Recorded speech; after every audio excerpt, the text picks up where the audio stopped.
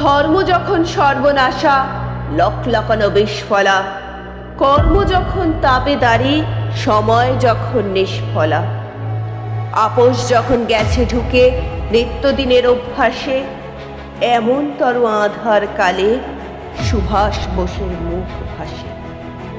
বেদির ওপর মূর্তি গড়ে এবং বিদ ভাষণে আমরা বাঁধি নেতাজিকে পুজোর অনুশাসনে।